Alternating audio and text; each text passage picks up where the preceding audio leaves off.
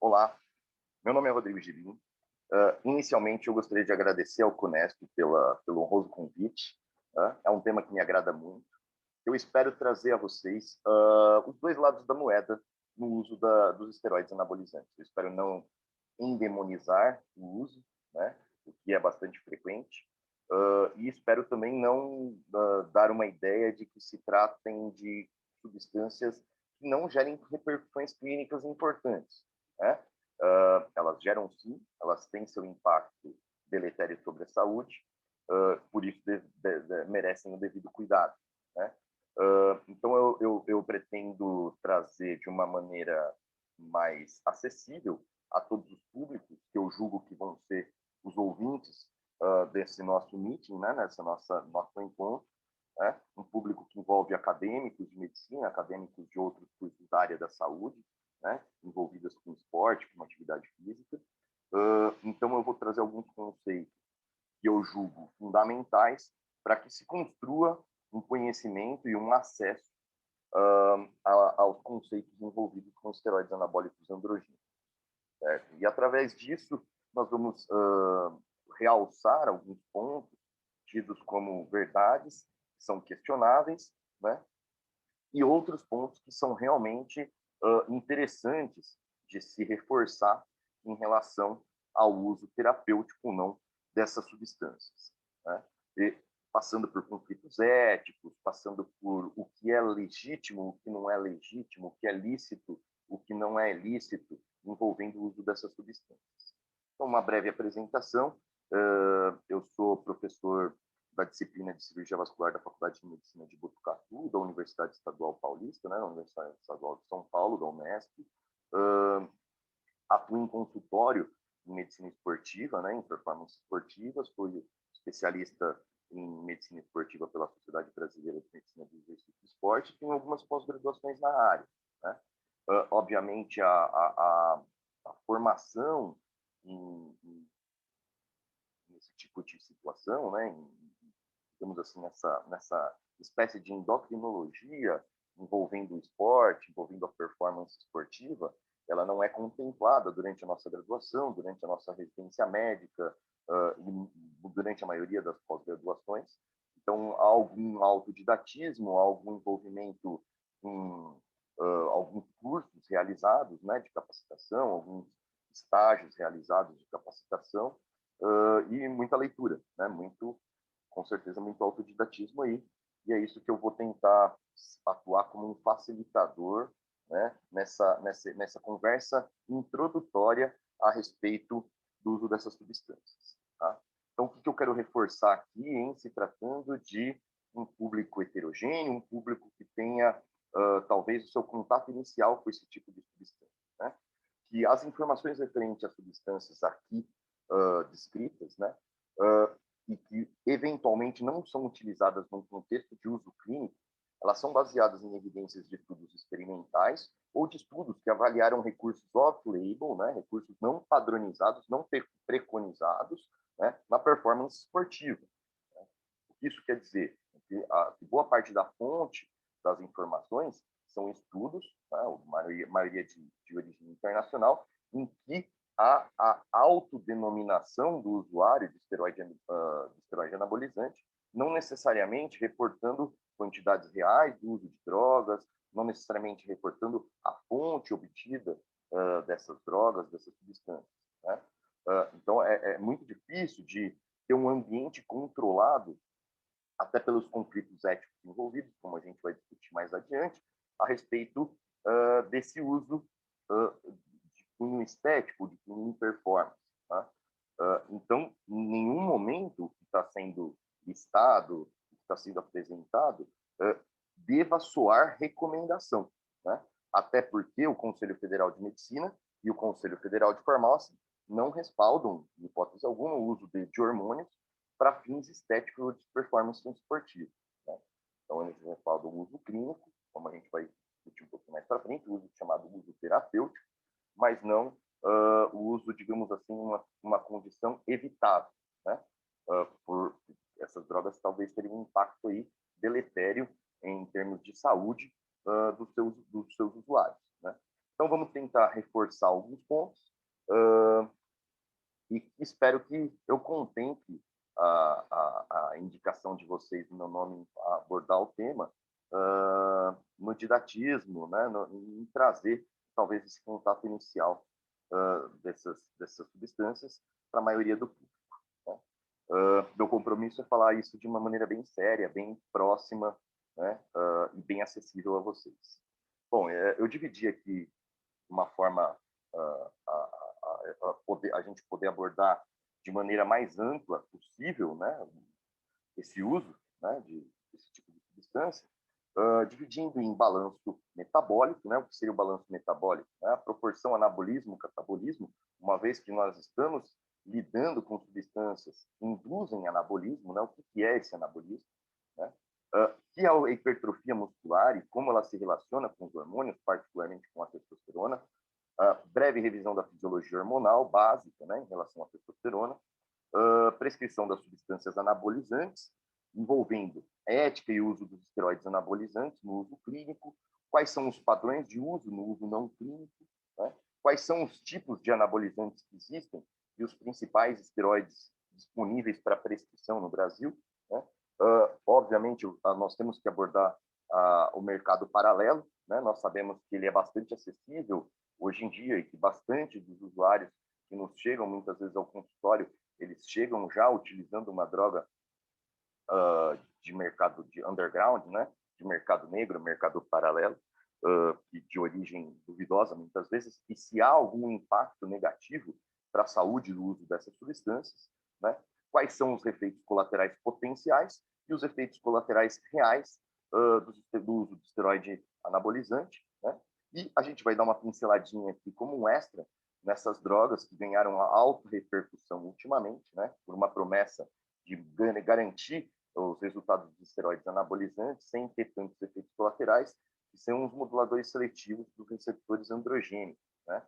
E atualmente, muito atualmente, né, notícia fresca, aí a semana passada houve uma normativa da Anvisa que recolheu essas drogas, né, proibiu comercialização, importação, manipulação dos moduladores seletivos de receptor androgênico do mercado. Por que isso? Né? Elas não atendiam essa expectativa de baixo índice de colaterais, né? O que aconteceu com essas drogas? Tá? Então, eu acho que dessa forma fica de uma maneira mais acessível e que a gente consegue entender um pouquinho a terminologia, alguns conceitos importantes do mundo aí do uso dos esteroides anabolizantes, seja para finalidades terapêuticas ou não terapêuticas. Né? Então, vamos falar primeiro do balanço metabólico, né? Das questões envolvendo hipertrofia muscular e essa interação entre anabolismo e catabolismo e os hormônios endógenos, né? E por que não, fruto também da repercussão dos hormônios exógenos, né? Dos hormônios que foram inseridos, produzidos aí sinteticamente, e que possam maximizar o efeito desses hormônios endógenos. Então, por anabolismo, nós entendemos o crescimento e a diferenciação celular, né? Então, é a síntese de moléculas complexas a partir de moléculas mais simples, né? E por catabolismo, a degradação dessas moléculas complexas nas moléculas mais simples que as originaram, né? Então, são processos antagônicos, mas que interagem na construção tecidual, e essa interação é que acabam definindo o balanço metabólico, como nós vamos ver a seguir. Então, quando o anabolismo predomina a situação de catabolismo, nós podemos dizer que nós encontramos uma situação de balanço energético, balanço metabólico positivo, né? Quando o catabolismo predomina a situação de anabolismo, nós podemos dizer que nós temos um balanço metabólico negativo. E quando há um equilíbrio entre essas duas situações, o balanço é nulo, obviamente. Na situação de construção de músculo, né, de hipertrofia muscular, nós falamos numa situação de balanço proteico. A molécula complexa em questão é a proteína, né? A proteína, particularmente a proteína contrátil, né? Os filamentos de actina e miosina, que levam a incremento da função muscular.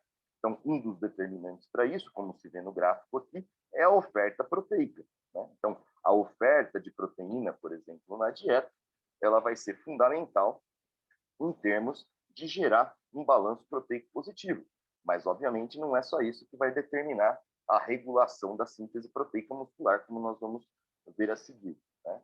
Então, por hipertrofia muscular, entende-se o processo definido como o aumento da área de secção transversa da fibra muscular, né, da célula muscular multinucleada, né, do músculo estriado apendicular, ou do músculo em si, devido ao acúmulo de proteínas contráteis e não contráteis dentro da célula muscular. Um dos principais estímulos não dietéticos, né, para esse aumento da síntese proteica muscular é o treinamento de força, né? O que é o treinamento de força? É o treinamento, também conhecido como treinamento resistido ou de contra-resistência, que seria a tradução mais adequada para o português, e popularmente conhecido como musculação, que é um termo bastante utilizado na língua portuguesa, em alguns países de língua espanhola, mas é restrito a essa situação. Então, nas fontes de língua inglesa, nós vamos encontrar treinamento resistido, né? Que a tradução se dá melhor aí em português por treinamento de força ou treinamento de contra-resistência, né? Uma vez que se exerce uma força contra alguma resistência oferecida, e é esse processo que vai desencadear adaptações musculares, né? Então, as adaptações mais tardias é o processo morfológico, né? O processo de hipertrofia muscular, e a cascata de sinalização é via a fosfatidilinositol quinase 3, passando pela proteína quinase B e atingindo aqui o alvo de rifampicina de mamíferos, né, que desencadeia a síntese proteica muscular.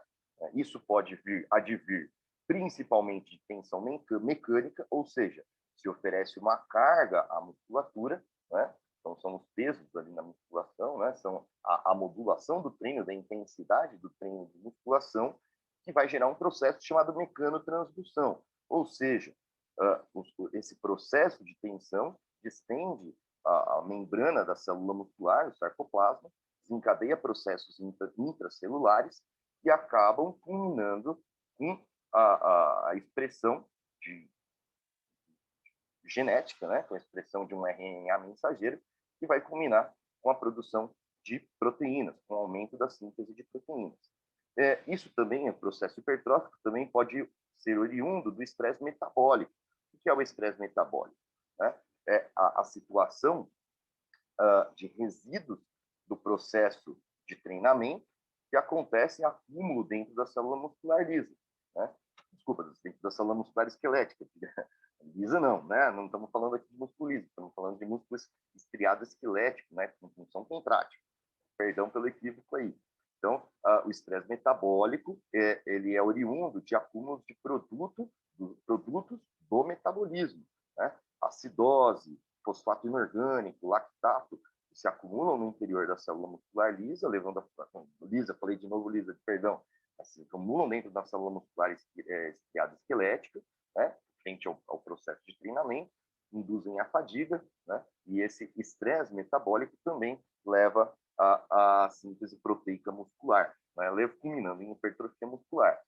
O processo acontece diferente no treinamento de endurance, né? O que é o treinamento de endurance?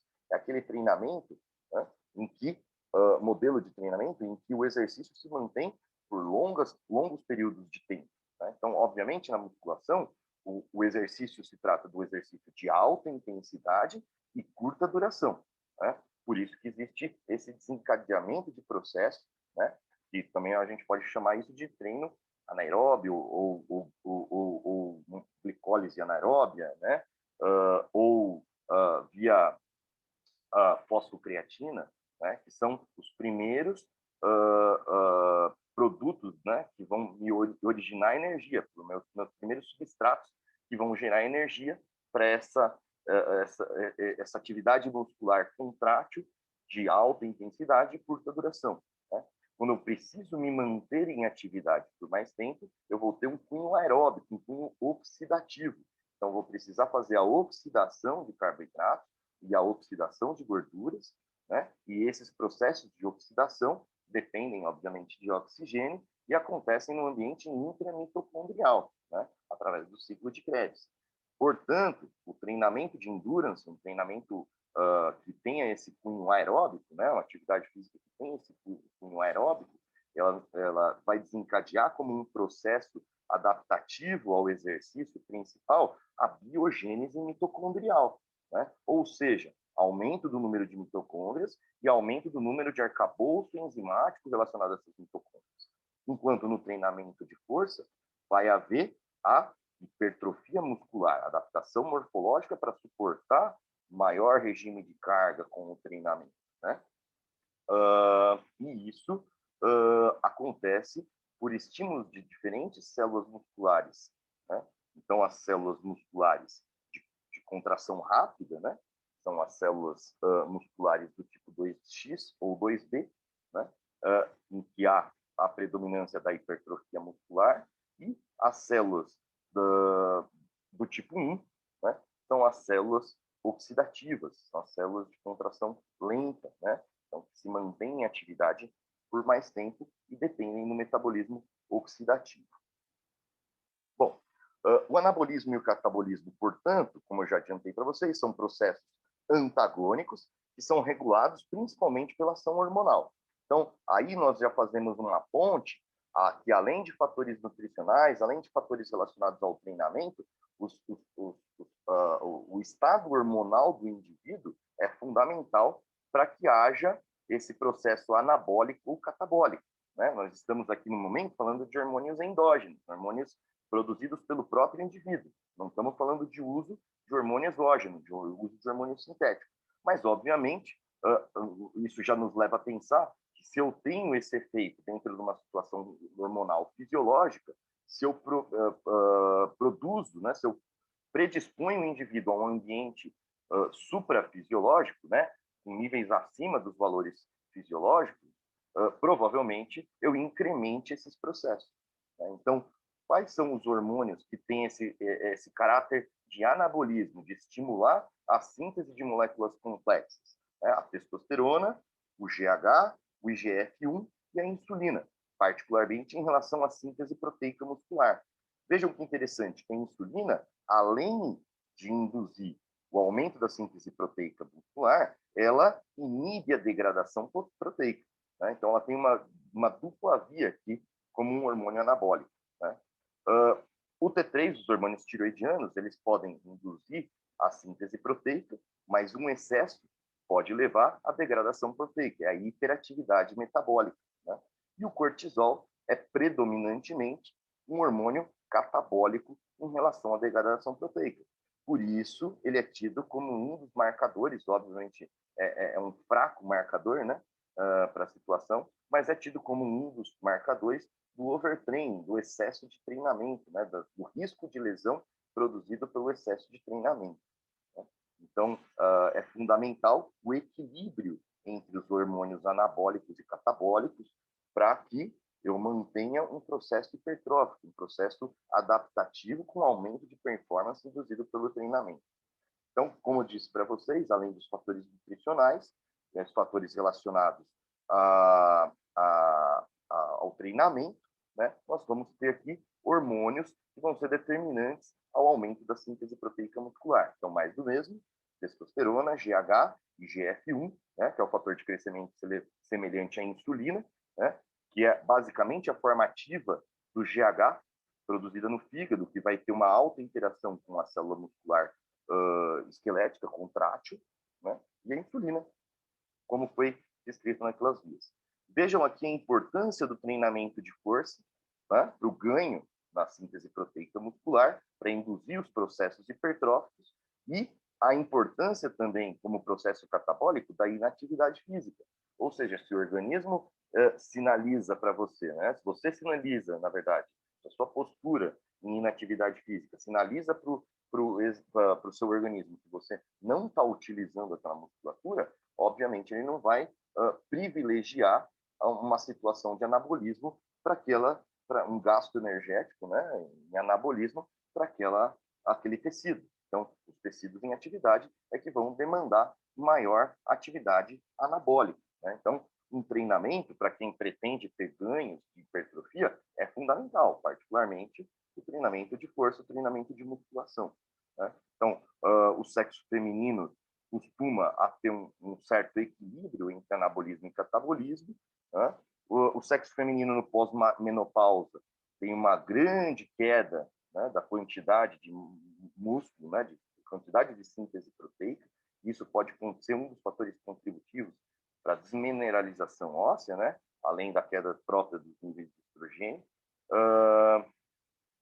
O tecido adiposo, em excesso, ele também, por gerar uma situação pró-inflamatória, também é um contrarregulador da síntese proteica muscular, mas tudo isso nós vamos ver mais detalhadamente para frente. E como, então, correlacionar a testosterona com o processo anabólico da hipertrofia muscular? Então, o que se sabe?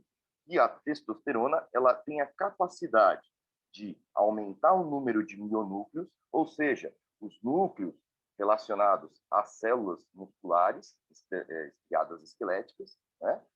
E aumenta o número das células satélites. Quais são as células satélites? São células pouco diferenciadas, que margeiam ali a superfície da musculatura esquelética, né, da musculatura estriada esquelética, e que acabam doando o seu núcleo para a célula muscular, né? Ou seja, elas passam a integrar a célula muscular. Então, a célula muscular, a fibra muscular, ela é multinucleada. Quanto mais núcleos ela tem, mais síntese de proteína ela vai ter, né? Porque vai ter mais carga de DNA, consequentemente, vai ter mais transcrição, mais tradução desse DNA em proteínas musculares, né? E vai levar a mais hipertrofia muscular, né? Isso acontece mediado pelo receptor androgênico, né? O que é o receptor androgênico? É onde a testosterona consegue exercer o interponto, né? Que a testosterona consegue exercer suas funções anabólicas com o material genético do indivíduo, né? Então, basicamente é o que faz a ponte entre a testosterona e o material genético da célula que está contido no núcleo da célula muscular. Além disso, a testosterona ela pode induzir em células pluripotentes, em células ainda mais indiferenciadas, né, um potencial miogênico, ou seja, criar mais células musculares. Isso seria um potencial hiperplásico da testosterona, menos estudado, menos respaldado, mas potencialmente acontece. E também pode ter uma inibição da síntese de células do tecido adiposo, né? Então, pode melhorar a composição corporal, produzindo menos adipócitos, né? E, além disso, existe uma possibilidade de interação com a proteína G, que pode desencadear o processo de hipertrofia, também mediado pela mTOR, como no treinamento de força, né? Então, além de ter efeitos sobre o núcleo da célula, né, sobre os mionúcleos, sobre as células satélites, ela pode ter uma interação direta na via AKT e mTOR e também desencadear o processo de hipertrofia muscular. E isso está bem estabelecido, nós temos respaldo para isso na literatura. Então, como vocês vão ver aqui ao longo da apresentação, boa parte dos estudos, né, envolvendo doses aí que a gente vai chamar de suprafisiológicas, né, de testosterona exógena, foram feitas por esse autor, pelo Bassi, né? E esse não foi diferente. Esse estudo foi um estudo revolucionário aqui que documentou, digamos assim, os efeitos da testosterona em termos de hipertrofia muscular. Então, ele estudou homens jovens, saudáveis, né? E estudou qual seria o papel do treinamento de força sem a testosterona, do treinamento de força recebendo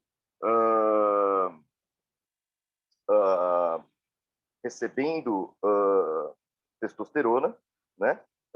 E a testosterona sem o treinamento de força, né? E o que foi essa testosterona, né? A droga foi utilizada foi um éster de testosterona, foi um enantato de testosterona na dose fixa de 600 miligramas, né? Então, daí também já tem um conceito aí do porquê é tão tido aí no ambiente de uso estético, digamos assim, de esteroides anabólicos, essa dose de testosterona em torno de 600, 500, 600 miligramas por semana, né, de testosterona. Então, boa parte vem desse conhecimento, desse estudo aqui, que se viu que era uma dose efetiva para hipertrofia muscular. Então, o que aconteceu no sujeito que recebeu o placebo e que não treinava? Ele não teve o aumento da massa livre de gordura, né? Free fat mass aqui, né? Então, ele não teve aumento nenhum, teve, inclusive, diminuição da massa livre de gordura, né? O que aconteceu no sujeito que recebeu o placebo, mas treinou? Ele já teve a resposta anabólica, então ele aumentou em peso, como era esperado, porque a gente viu que a treinamento de força é um sinalizador da hipertrofia muscular. O que aconteceu no indivíduo que recebeu a testosterona, mas não treinou? Ganhou mais peso ainda, né? Parece interessante isso. Eu vou mostrar para vocês que, então eu posso supor, a partir disso daqui, que eu não preciso treinar? Só a testosterona me deu um resultado interessante? Não é bem assim, a gente precisa ver com crítica esse resultado aqui, né? Mas já é um indicativo interessante, que a testosterona, veja só, ela é preponderante na questão de um ganho de peso, né? E a testosterona com o treino de força, esse sim teve um resultado bem predominante, com ganho de 6 quilos aqui, né? Num período aí de 20 semanas, que foi preconizado para o uso nesse estudo, né? Desculpa, foram 10 semanas nesse estudo. 20 semanas foram no próximo estudo que eu vou mostrar. Foram 10 semanas nesse estudo, e aí que está o X da questão, né? Por quê? Porque os resultados em relação ao treinamento de força não são tão precoces em relação às suas adaptações morfológicas, em relação à hipertrofia muscular, né? Então, mais ou menos, a gente começa a ter o processo de hipertrofia muscular depois de 12 semanas do treinamento, né? Isso em média, obviamente, né? Então, depois de 12, por volta ali de 3 meses, vamos arredondar ali, de treinamento, em torno de 20 e poucas sessões de treinamento de força, é que nós superamos aqui as adaptações neurológicas, né, o aprendizado motor, coordenação para contração muscular, né, familiaridade com a realização do exercício físico, e o processo hipertrófico passa a ser pronunciado. Ou seja, aquele indivíduo que recebeu a testosterona, ele teve um incremento de síntese proteica pela testosterona e ainda não teve tempo de ter um efetivo incremento pelo treinamento, né? Então, obviamente, esse indivíduo teria muito mais ganho se ele tivesse somado os dois, assim como foi o grupo que somou os dois, né? Que teve 3 quilos a mais de ganho aí do que a testosterona isoladamente, né? Então, é bastante importante saber isso aqui, quando que são os resultados em termos de hipertrofia do treinamento de força, para poder interpretar ali os estudos. Mas o estudo mostrou uma coisa clara para a gente: existe sim uma associação entre testosterona e hipertrofia muscular. Então, isso não é um mito, né? Isso é uma verdade absoluta. A testosterona, como o nome diz, né, trata-se de um esteroide anabólico androgênico, então gera anabolismo e gera hipertrofia muscular. Daí o seu uso, né, a sua aplicabilidade no esporte, né? No esporte, de uma maneira geral, o que eu preciso? Uma boa atividade muscular, uma boa contração muscular. O músculo é o meu órgão ativo na execução do desempenho esportivo.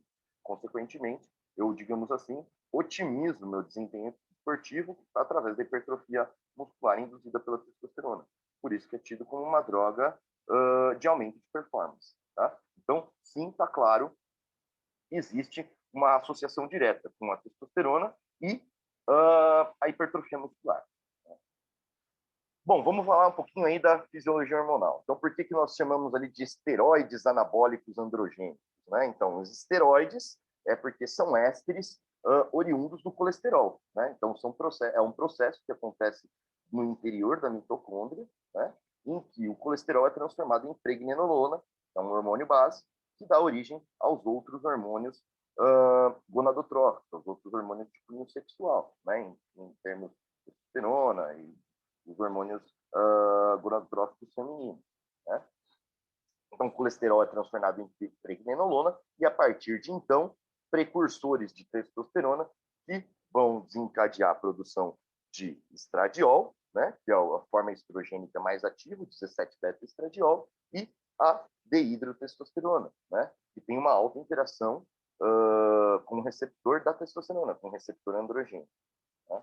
Então, aqui uma via um pouquinho mais completa, relacionando a produção dos hormônios esteroides, né, a partir da pregnenolona, né?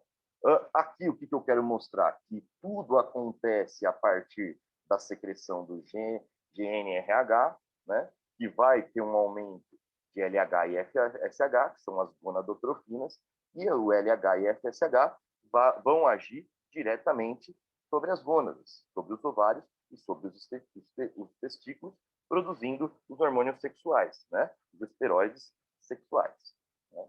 Então, no caso do testículo, né, o LH induz a célula de Leydig a produzir testosterona, enquanto o FSH induz a célula de Sertoli a produzir espermatozoides, espermatogênese, né? A célula de Sertoli também é capaz, né, frente a esse aumento de testosterona, a produzir uma substância chamada inibina, né? E essa inibina, ela pode sinalizar para feedback negativo na produção do FSH e do LH, bem como os próprios níveis de testosterona. Então, níveis de testosterona elevados inibem a responsabilidade do LH hipofisário ao gene RH, né? E a essa situação é que a gente chama de feedback negativo, né? Por isso que quando eu aumento a concentração de testosterona, uma das grandes preocupações é: vou inibir o eixo.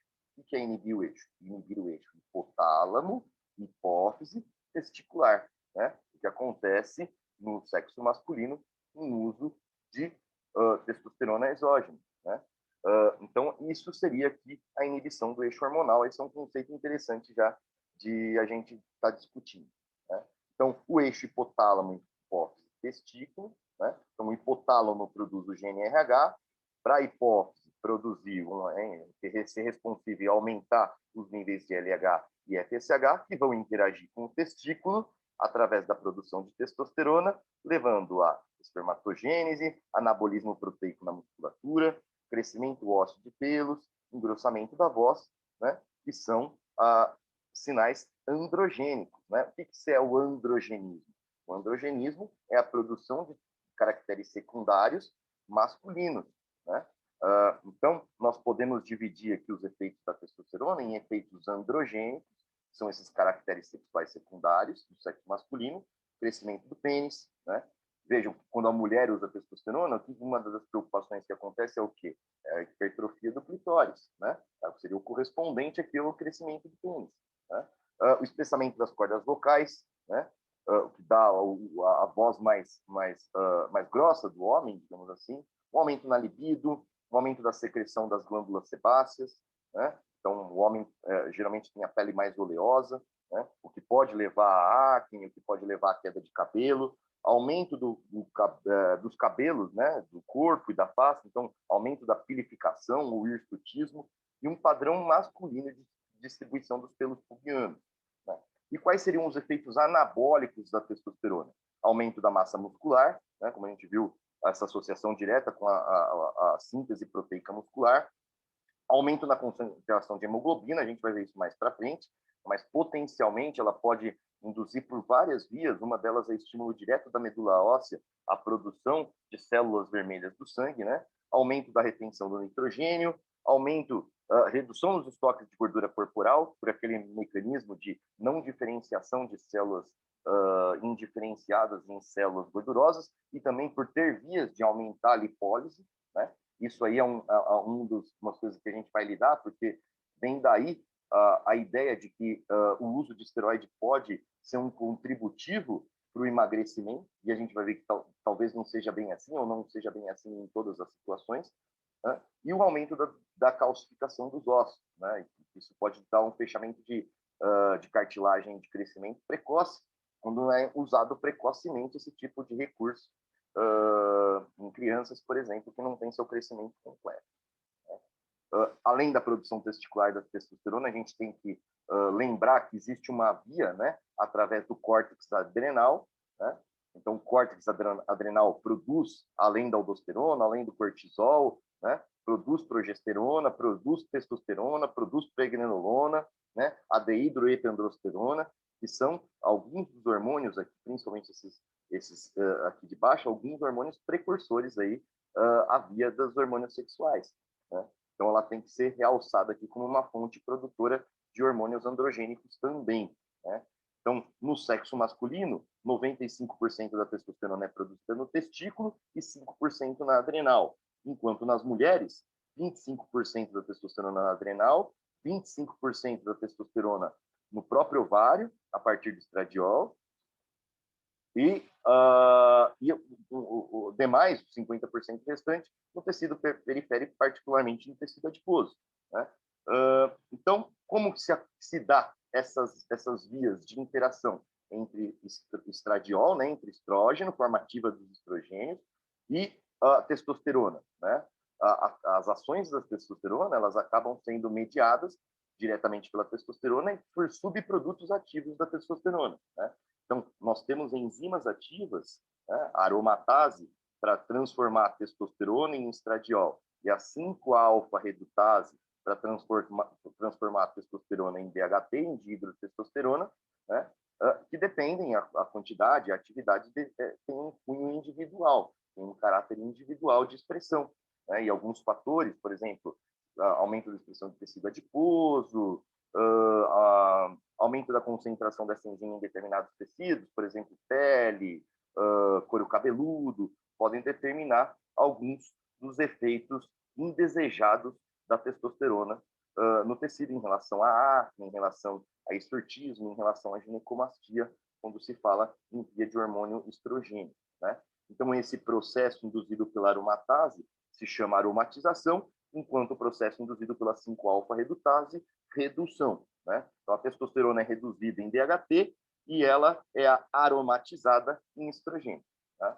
A produção no homem de testosterona é algo em torno de 5 a 7 miligramas de testosterona por dia, sendo que por volta de 0,5%, né, entre 0,3% a 0,5% é convertido em estradiol, né, através da aromatase, em torno de 7%, né, 7 a 10%, reduzido a dihidrotestosterona, e os demais, né, os 90% restantes, são metabólitos excretados que não tem função ativa em interação com receptores, em desencadear processos relacionados à testosterona, né? A atividade fim da testosterona. Essa testosterona ativa, né, a testosterona e seus metabólitos ativos, ela não circula em grandes quantidades livremente no sangue, né? Então, ela pode estar associada à albumina, ela pode estar numa forma livre, que é a menor quantidade, e ela pode estar associada a uma proteína ligadora de hormônios sexuais, que é a conhecida SHBG. Então, tem algumas situações que aumentam a expressão da SHBG, particularmente o uso de contraceptivos, né? Contraceptivos orais, né? Drogas contraceptivas orais, né? E isso, por muito tempo, foi tido como uma piora da composição corporal do sexo feminino, atribuído ao uso dos contraceptivos orais. Hoje a gente sabe que não é bem isso, né? Também aí é um mito relacionado ao uso de hormônios, né? Não são os hormônios esteroides anabolizantes, mas o uso de hormônio contraceptivo oral pelas mulheres, como se piorasse a composição corporal. Hoje se sabe que não é bem assim, né? Depende da droga, depende de características pessoais, e não simplesmente por aumentar a fração de testosterona acoplada a essa proteína que ele acaba induzindo mesmo, né? Então, a maior parte, 60%, está associada ao SHBG, a menor parte de forma livre e 38% associada à albumina. Essa ligação com a albumina da testosterona é uma ligação fraca. Então, é considerado esses 40% aqui, os dois livres, e os 38% associados à albumina, como uma fração biodisponível de testosterona. E a fração associada a SHBG, ela já tem uma ligação mais forte, mais difícil de ser quebrada, então não é considerada algo tão acessível, tão biodisponível a interagir com o receptor de testosterona.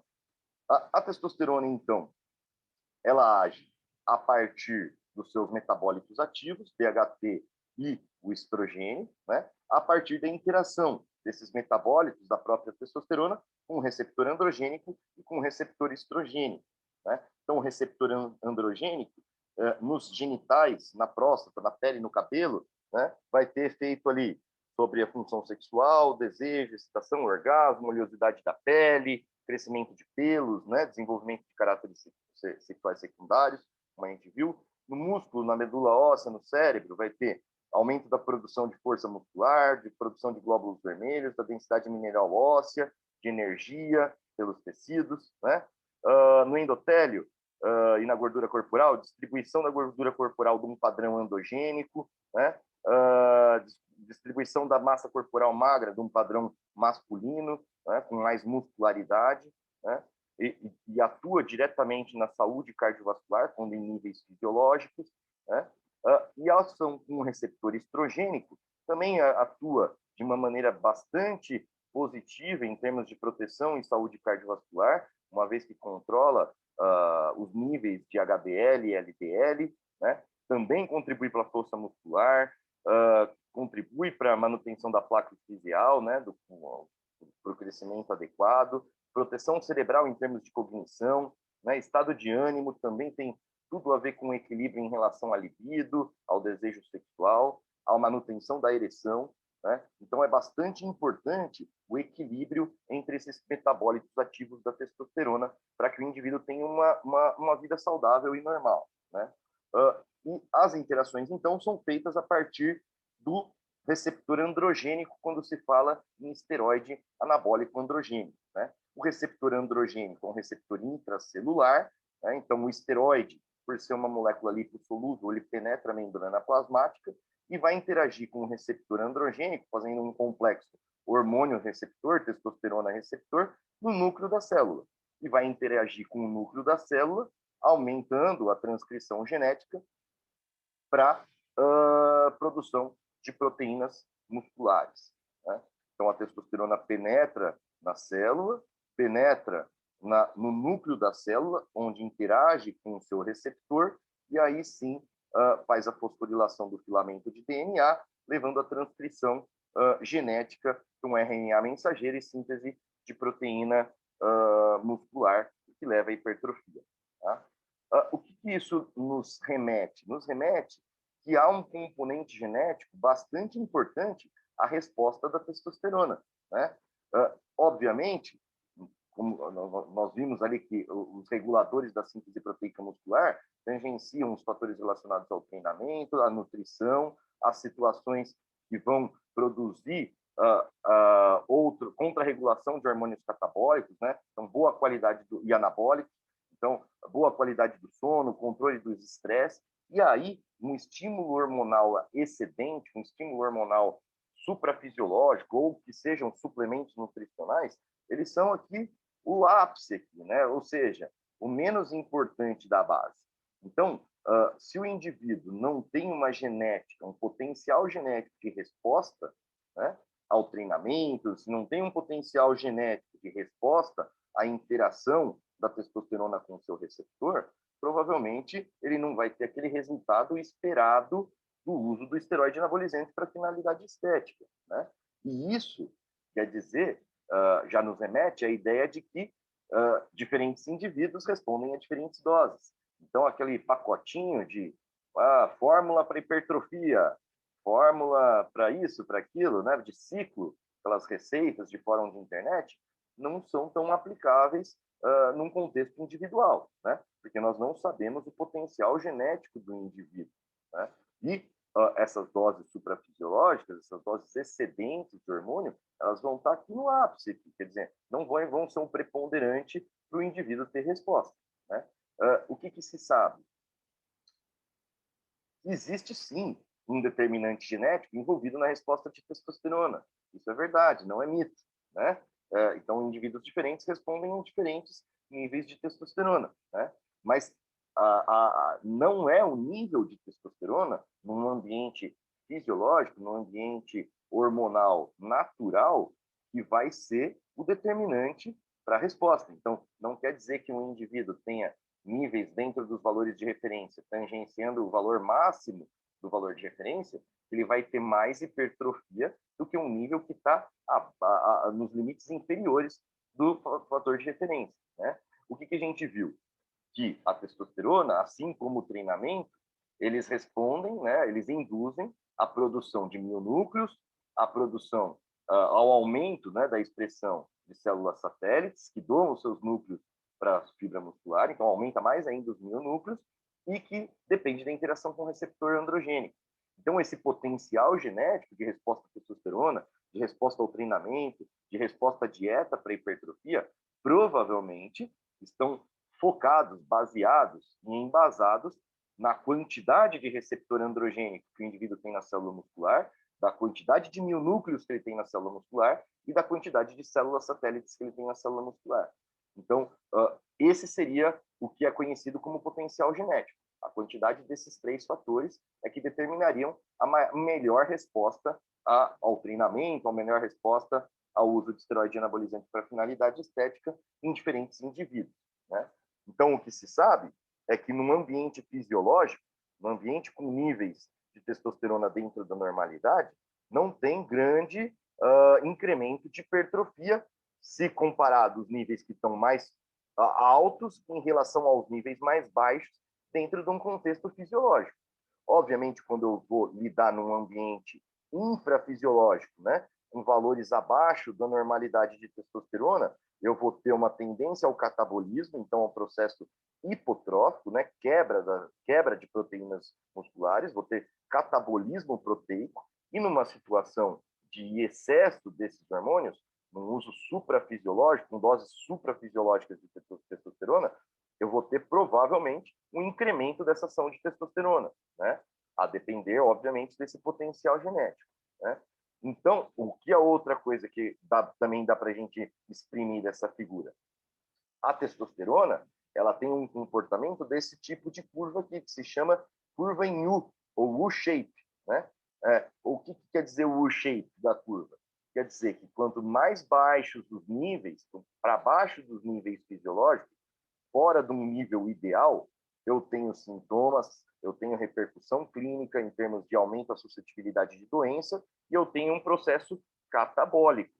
Quanto maiores as doses, mais longe eu estou aqui dos níveis superiores do nível fisiológico, do nível de normalidade, eu vou ter incremento da hipertrofia, só que incremento da hipertrofia me levam a mais efeitos adversos, a mais risco à saúde, mais situação de abuso e as consequências desse abuso. Dependência química, dependência física, vigorexia, né, que é o indivíduo se achar sempre pequeno, sempre ter a necessidade de uso daquele hormônio para se sentir em crescimento muscular, né?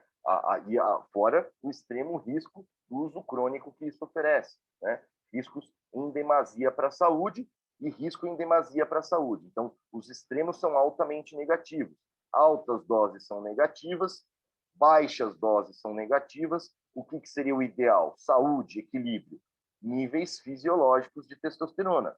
Porém, nos níveis fisiológicos, nós temos que arcar que o processo anabólico é um processo lento, progressivo, que vão ter os reguladores naturais, né? O aumento da expressão de receptores androgênicos, de mionúcleos, de células satélites, pelo treinamento, pelos fatores nutricionais, né? Pelos fatores dietéticos diretos, agudos, crônicos, relacionados ao treinamento, pelo sono, descanso, né? Pelo potencial genético desse indivíduo, né? E que, eventualmente, um uso suprafisiológico não abusivo, né? Não em hiperdosagem, talvez em dosagens mais acessíveis, mas ainda assim suprafisiológicas, poderiam produzir maior resultado hipertrófico num indivíduo que tenham todos esses outros fatores equilibrados, treino, dieta, sono, enfim, que esteja num ambiente favorável ao anabolismo muscular, né? E o que se viu também no estudo de Bazin, né?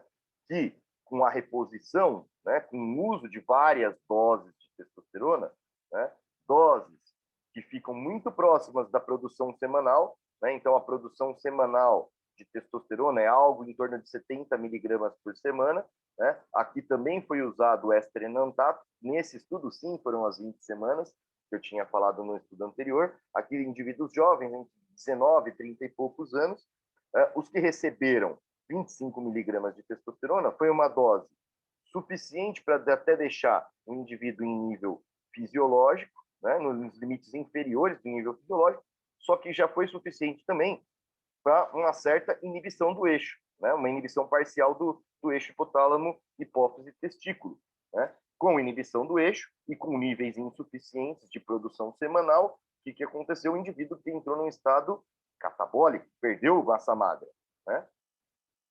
A alteração na massa livre de gordura de menos 1 quilo. Com 50 miligramas, ele basicamente manteve a massa magra, foi um ganho insignificante, né? Nos 125 miligramas, esses 125 miligramas, fala, mas é 70 a produção, então já está suprafisiológico? Mais ou menos. porque 125 miligramas não é de testosterona pura, é de enantato de testosterona, que oferece aí por volta, em torno aí de uns 70, 70 e poucos miligramas mesmo de testosterona por semana, né? E aí teve uma dose, manteve níveis fisiológicos e teve um ganho. E talvez por que esse ganho? Então, da mesma forma lá do treinamento, a gente também tem que ver isso aqui de forma crítica, né? Por um tempo, pelas doses iniciais, provavelmente as primeiras semanas de uso, garantiram níveis suprafisiológicos. Então, o indivíduo está na dosagem em níveis fisiológicos, mas no momento aqui, né, 7 dias depois da aplicação, mas transitoriamente ele cursou com níveis suprafisiológicos, o que pode ter justificado esse maior incremento de ganho de massa livre de gordura, né? Agora, quando já os níveis foram realmente para suprafisiológicos, entre 300 e 600 miligramas de testosterona, né, de enantato de testosterona, esses níveis subiram bastante, já foram para níveis hormonais fora dos limites de normalidade, né, fora dos limites superiores de normalidade. Então, se considera níveis suprafisiológicos. E aí o ganho de massa magra foi bastante expressivo. Então, aumento de testosterona dentro da faixa fisiológica não é significativo para o ganho de massa muscular. E para eu ganhar massa muscular usando testosterona, eu preciso ter níveis suprafisiológicos, tá? Então, aquela amenização que existe por alguns colegas médicos que querem produzir, entre aspas, aí, uma modulação hormonal, né? É um nome que me desagrada bastante, né? É difícil o hormônio precisar de uma modulação, né? Ou você trabalha com um objetivo específico, numa reposição em quem tem deficiência, em quem não tem deficiência, se deseja ali, ou se tem uma indicação de hipertrofia muscular, você trabalha com níveis suprafisiológicos. Então, você não modula, não trabalha com subdose, né? Dose subclínica, coisa desse tipo, né? E isso pode ser deletério. Então, doses subclínicas podem levar o indivíduo ao quê? A inibição parcial do eixo. Consequentemente, ele vai entrar num estado catabólico, não vai contribuir para anabolismo, né? E se ele ficar no elas por elas, se ele ficar com produção similar, né, não quer dizer, em hipótese nenhuma, que aquele hormônio oriundo ali da indústria farmacêutica, né, seja melhor que o hormônio endógeno dele. Quer dizer, se ele mantém os níveis fisiológicos, ele está na mesma capacidade de síntese proteica. E ele vai cursar com um prejuízo, né, por estar com o seu eixo inibido, na suspensão desse hormônio, né? Então, quando se objetiva ganhar massa magra com o uso de hormônio, não tem como amenizar esse processo. Ou eu vou buscar níveis suprafisiológicos, ou eu não vou usar hormônio exógeno, né? Porque, em hipótese nenhuma, o hormônio exógeno dentro de uma faixa fisiológica, ele me garante aumento de massa magra, a menos que eu tenha deficiência desse hormônio. Então, aí que entra a situação de terapia de reposição hormonal. A reposição hormonal eu trabalho com níveis fisiológicos no indivíduo que é carente, que é deficiente da produção hormonal. Tá? Então, o potencial genético na resposta à testosterona relaciona-se aos níveis séricos de testosterona, né? Então, dentro de uma faixa fisiológica, em hipótese nenhuma, né? Não se relaciona. Tá? Obviamente que o potencial genético ele pode ser interferido por doses suprafisiológicas, né? Que vai aumentar a produção, né, de transitória ali de receptores androgênicos, aumento dos mionúcleos, aumento das células satélites, né? Mas em níveis fisiológicos, em hipótese nenhuma, o potencial genético se relaciona com esses 3 outros itens que eu falei, e não com os níveis dentro da normalidade mais altos do limite superior de normalidade. Tá?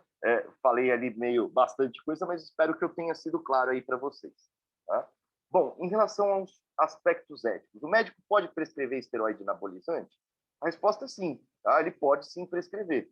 Então, a prescrição é permitida, né, por essa lei de abril de 2020, né? Ela é uma lei que afirma só que o uso tem que ser restrito, então o receituário é controlado, ele precisa constar o CID, né, da doença, da indicação que o médico usou para prescrição. Esse CID tem que contemplar o uso clínico dos esteroides anabolizantes, mas a prescrição do esteroide anabolizante ela não é proibida, seja para qualquer finalidade, terapêutica, estética ou esportiva, tá? O que consta é que o uso estético, o uso esportivo, é considerado pelos conselhos regionais e federais de medicina como falta ética, né? Então, existe falta ética se o uso é não terapêutico, né? A gente vai mostrar o que seria esse uso terapêutico. Como o uso estético ou esportivo e o uso de performance não é terapêutico, ou seja, o indivíduo, em teoria, não precisa desse hormônio, isso seria uma infração ética, tido como uma infração ética. Mas não é proibido ao médico, ele pode prescrever e arcar com as consequências disso se causar algum dano ao paciente. Tá? Então, aqui tem a regulamentação da portaria, falando qual é o limite de ampolas, que a receita tem que ser em 2 vias, uma tem que ser devolvida pelo paciente, tem que constar endereço, CID, o CPF do médico, né? Coisas, a receita tem que ficar retida na farmácia por 5 anos, né? São métodos para tentar controlar o uso indiscriminado dessas substâncias. Mas o que a gente sabe na realidade de dia a dia de consultório é que existe sim, além do uso terapêutico, uso estético e uso em performance, né? E que o uso estético e o uso de performance, por ser mal visto, às vezes afunila a indicação do uso terapêutico. Então, bastante paciente que poderia se beneficiar com usos bem definidos do ponto de vista terapêutico, acabam não recebendo pela visão preconceituosa, uma vez que não é recomendado o uso em performance e estético, né? Então, a nomenclatura bomba, né, meio que afasta o paciente de querer receber esse tipo de medicação, né? Então, a gente tem que pensar bastante em como lidar com essa situação, porque algumas situações são muito bem estudadas e são potenciais pacientes elegíveis de grande melhora clínica com o uso de esteroides anabolizantes. Então, eu recomendo aqui a leitura dessas fontes, né, como o uso terapêutico aqui de esteroides anabolizantes, né? É uma abordagem bastante interessante, trazendo diversos estudos. Aqui são livros mais antigos, tem várias outras bibliografias mais recentes na literatura, mas em termos de bibliografia impressa em livros, são fontes interessantes para cogitar o uso terapêutico de esteroides anabolizantes. Então, a indicação formal é a deficiência para o uso de hormônios, de uma maneira geral, né? Então, o hipogonadismo, que pode ser primário ou adquirido, ou seja, a insuficiência da produção de hormônio pelas gônadas, né? Que pode ser por deficiência da produção de hormônios gonadotróficos ou pode ser pela deficiência da produção própria do hormônio sexual pela gônada, né? E as outras indicações usuais é o déficit androgênico relacionado ao envelhecimento masculino, que era conhecido aí anteriormente por andropausa, sarcopenia ou fragilidade, síndrome da fragilidade, né?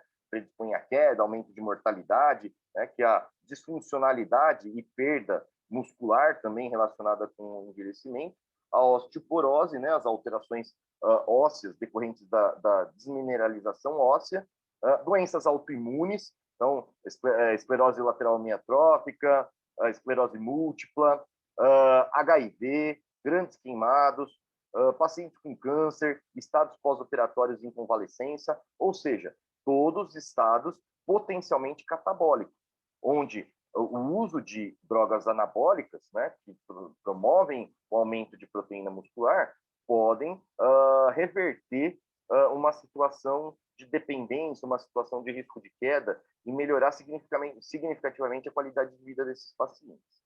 Em relação ao hipogonadismo, como eu falei para vocês, ele pode ser primário, né? Quando se mantém a produção de LH e FSH e a diminuição da produção de testosterona e espermatozoide pelo testículo, então a disfunção é testicular, né? E ele pode ser secundário quando o eixo inteiro está inibido, né? Então eu tenho diminuição na produção do LH e FSH e diminuição da produção de testosterona e espermatozoide pelo testículo, né? Então, as situações que a gente vai mais abordar aqui são as situações de hipogonadismo secundário. Vão ser secundários alguma situação pró-inflamatória ou secundários até o uso do próprio esteroide anabolizante como sequela pós-uso, né? Onde o indivíduo vai estar totalmente inibido pelo excesso circulante de androgênio, né? Inibição do eixo hipotálamo, hipófise e testículo. Obviamente, os níveis hormonais de testosterona são insuficientes para determinar esse quadro. Nós temos que saber que medicamentos o indivíduo está usando, se existe doença base, qual a idade desse indivíduo, qual é a relação de atividade, né, de aromatase e DHT, qual é a proporção de SHBG, e se existe alguma condição que aumenta SHBG nesse indivíduo, né? E avaliar a relação com os estrogênios, né, que podem contribuir para a perpetuação da inibição do eixo. Então, são todos fatores que fazem com que a análise seja bastante complexa e saia bem além de avaliar os valores de referência dos exames. As condições que estão associadas ao hipogonadismo secundário, né, baixa de testosterona no homem, são relacionadas a situações pró-inflamatórias, né? Isso pode ser induzido pelo processo mitocondrial, lá na produção de pregnenolona a partir do colesterol, também pela produção de TNF-L1 nessas condições inflamatórias, que levam à inibição direta do GNRH, né, da responsividade do GNRH. Então, obesidade, hipertensão, dislipidemia, DPOC, diabetes, né? É bastante frequente a queda de testosterona em homens obesos, né? E isso levou aqui a um diagnóstico de obesidade masculina com a possibilidade de hipogonadismo. Então, o que pode acontecer? Pode acontecer uma contrarregulação, né? Em que o tecido adiposo tem muita quantidade de aromatase, então a testosterona periférica é convertida em estrogênio, e esse estrogênio aumentado, ele pode acabar inibindo a secreção de LH e FSH, consequentemente comprometendo o trofismo testicular e a produção de testosterona, né? Então acaba tendo aqui um ciclo vicioso, né, de inibição a partir do estradiol, do estrogênio, né, convertido, da testosterona convertida em estrogênio no tecido adiposo, na redução cada vez maior da produção de testosterona.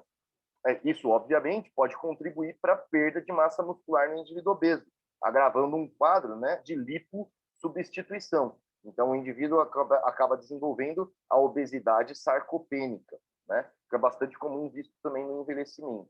O outro quadro aqui, a déficit androgênico relacionado ao envelhecimento masculino, né, a famosa andropausa, né? Então, quais seriam as causas de os sintomas, desculpa, de baixa testosterona no homem em envelhecimento, né?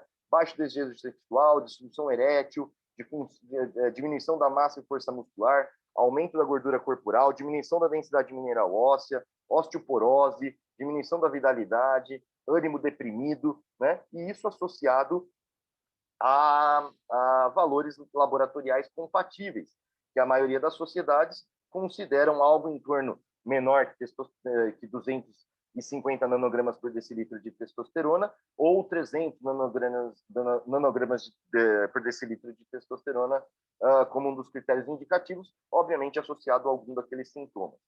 A sarcopenia, perda de massa magra, também pode estar relacionada ao processo de envelhecimento, disfunções hormonais, fatores genéticos, inatividade física, né? E acontece uma alta relação em níveis baixos de testosterona e perda de massa magra, né? Então, acontece que acompanha-se da queda de testosterona durante o envelhecimento, da queda de hormônios sexuais, né, no estrogênio, também no caso das mulheres, perda ali em torno de 24% dos 40 aos 70 anos da massa magra, né? Então, sedentarismo, doenças neurodegenerativas, doenças oriundas da nutrição adequada, seja pela dentição, seja por problemas desabsortivos, distúrbios endócrinos, distúrbios relacionados à idade, levam o indivíduo a ter diminuição da massa magra, e essa diminuição da massa magra pode aumentar a causa de mortalidade, né? Então, existe uma associação direta entre a força muscular e o percentual, a quantidade de massa magra, com mortalidade por todas as causas, sendo que o indivíduo que tem alta força, ele tem menor risco de morte, por exemplo, do que o indivíduo que tem alta capacidade cardiorrespiratória isolada, né? Então, a aptidão cardiorrespiratória acaba sendo não tão importante, digamos assim, para o risco de morte por todas as causas em relação à força e à hipertrofia muscular. Tá? Dessa forma, podemos considerar, sim, que existe uso terapêutico bem documentado dos esteroides anabólicos, né? Nas situações em que existe um catabolismo aumentado, né? Inclusive diminuindo a mortalidade por todas as causas. E uso para fins estéticos ou de performance? Então, o CFM é bastante claro em descrever que a utilização de anabolizantes, de hormônios de crescimento, para quem não tem indicação de uso, ou seja, não tem deficiência, não deve ser realizada com a finalidade de aumentar a massa muscular ou porte físico, ou seja, performance ou estética. Tá? Então, existe parecer do CFM contrário a isso, pelo potencial dano gerado por essas medicações. Né? As sociedades médicas, né, também coíbem o uso. Né? E existe a campanha aqui apoiada pela Sociedade Brasileira de Endocrinologia e Metabologia, né? Também apoiada pela Sociedade Brasileira de Medicina do Exercício e do Esporte, que é a campanha Bomba Tô Fora. É uma campanha bastante séria, né? Que tem o intuito de alertar os usuários de esteroide anabolizante dos potenciais riscos desses esteroides. Obviamente, há bastante discordância dos termos que são usados por essa campanha e talvez do cunho um tanto quanto agressivo do termo bomba, né? Quer dizer, por que eu vou chamar o usuário de esteroide anabolizante de bombado? Né? Já é um estigma. Talvez isso pese para ele, talvez ele já não se sinta acolhido. Né? Eu não vou chamar um dependente químico de drogado, um usuário de álcool, de bêbado. Né? Quer dizer, como que eu vou ter uma postura acolhedora se eu estou estigmatizando esse paciente? Esse é um ponto de vista em relação a esse tipo de campanha, mas a campanha, obviamente, é muito respeitosa, ela é focada por pessoas com uma formação incrível em termos de reverter os efeitos dos esteroides anabólicos deletérios do público que deseja essa reversão. Tá? Mas eu estou dando outro ponto de questionamento que se faz em relação ao nome da campanha, em relação ao caráter discriminatório que talvez esse nome dê. Né? O que acontece é que, na verdade, a gente não pode enfiar nossa cabeça aqui na Terra e fingir que não existe o sujeito que vai buscar o uso de esteroide para finalidade estética. Tá? Ele pode ser uma infração, ele pode acabar gerando um dano no uso, mas esse indivíduo vai existir. E se ele não for acompanhado por um médico que esclareça efetivamente os riscos, que não minimize a situação de exposição a isso, ou que tente reduzir, pelo menos inicialmente, as doses, quando a conversa é bastante difícil com esse indivíduo, ele vai buscar em algum outro lugar, vai buscar no mercado paralelo, vai buscar em algum outro médico que vai prescrever. Então, o que a gente não pode é se neutralizar e achar que não existe esse indivíduo e fingir que o problema não é nosso. Né? O fato é que, quando se fala em uso para performance, e nós estamos lidando com atletas de alto rendimento, nós estamos falando de doping. Né? Só vou dar uma pinceladinha aqui, que é a próxima aula de vocês. Né? Mas o doping é, então, o uso de substância ou método para aumentar artificialmente o desempenho esportivo. Né? E esse método acaba sendo prejudicial à saúde do atleta ou dos seus adversários e acaba gerando um ganho desleal. Né? No caso dos esteroides anabólicos, seria pelo incremento do músculo esquelético, né? Massa muscular, alteração do tipo de fibra muscular, o que também aconteceria aqui através da liberação de oxigênio, né? E pelo aumento do número de eritrócitos também. Então, eleva hematopoese. Né?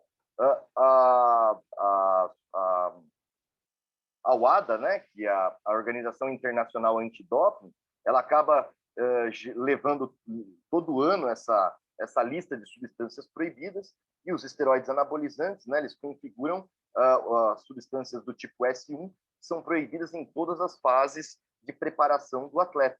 Né? Então, um atleta que for documentado o uso, né, de substâncias desse tipo, ele vai receber punição, né? Não tem possibilidade de uso para fim esportivo em performance em atletas de alto rendimento. Então, o uso de esteroide anabolizante configura doping em atletas de alto rendimento em qualquer fase de sua preparação? Sim. Né? Então, qualquer ganho de massa de forma não natural é tido como doping e o atleta acaba sendo punido no esporte. Então, também cabe ao médico saber que ele não vai poder utilizar esse tipo de substância, mesmo que o indivíduo deseje, quando o indivíduo vai ser submetido a controle de antidopagem, né? Não só por risco à saúde dele, mas também por comprometer uma possível carreira esportiva desse atleta, né? E o uso estético da testosterona? Realmente a estética não importa, né? Aí isso é um outro ponto, né? Que a gente acaba encontrando algumas dissociações aí. Óbvio que o uso estético ele nunca deve ser preponderante ao agravo na saúde que a intervenção gera.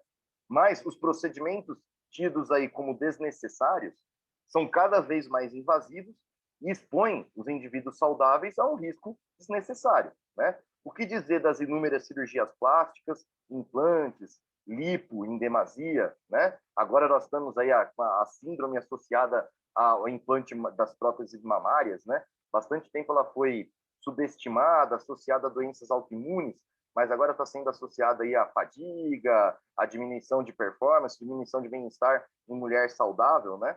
Então, está sendo mais reforçada essa síndrome pós-implante. Os preenchimentos na face, né, com risco de lesões de lábio, lesões de asa nasal, né, que podem ter um resultado bastante inestético, né? Os excessos dos peelings químicos, o excesso de toxina botulínica, que pode levar a hematoma, paralisia permanente de nervo, criolipólise, carboxiterapia, intradermoterapia, mesoterapias, né? São procedimentos cada vez mais invasivos e que podem causar danos graves ao paciente, até morte, né? E são realmente tidos como desnecessários, né? Será que o bem-estar psicológico que isso gera não se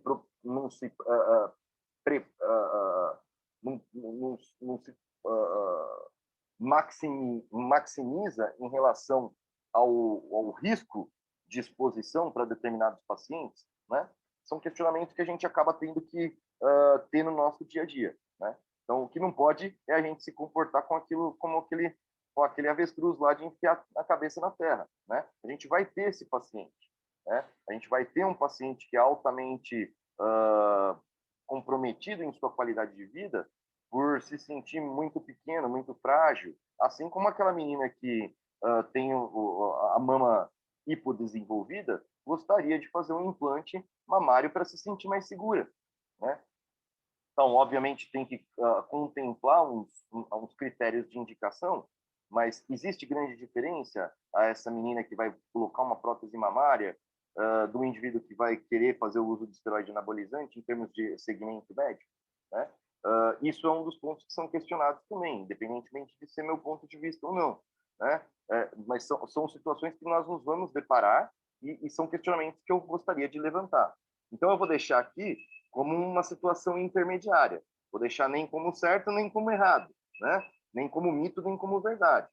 O que acontece é que, sim, os procedimentos são cada vez mais indivíduos e o indivíduo saudável está sendo exposto a riscos sem a real necessidade do procedimento, só que acontecem aí dois pesos, duas medidas em relação a determinados procedimentos e ao uso dos esteroides anabolizantes, né?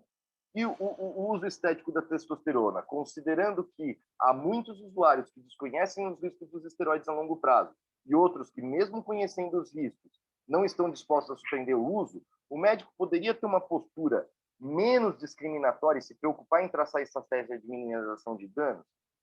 Sim, talvez sim, né?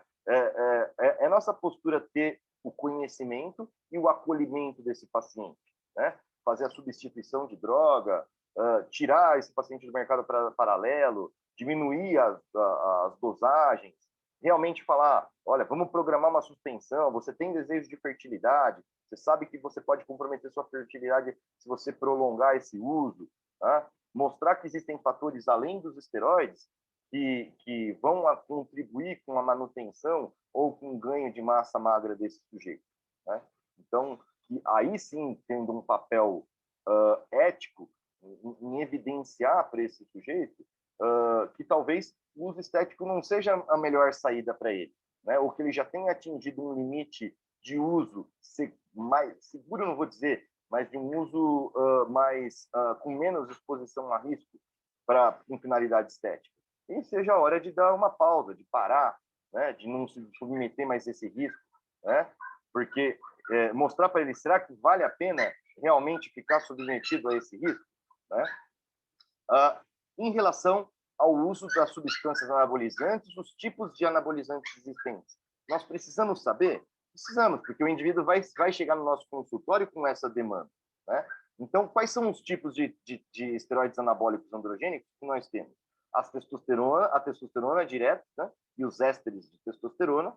Obviamente, nós lidamos mais com os ésteres de testosterona, que são drogas mais estáveis, né? E são as drogas mais produzidas na farmácia, e os derivados da testosterona, que vão originar superfamílias de testosterona, né? Ou superfamílias de derivados de testosterona.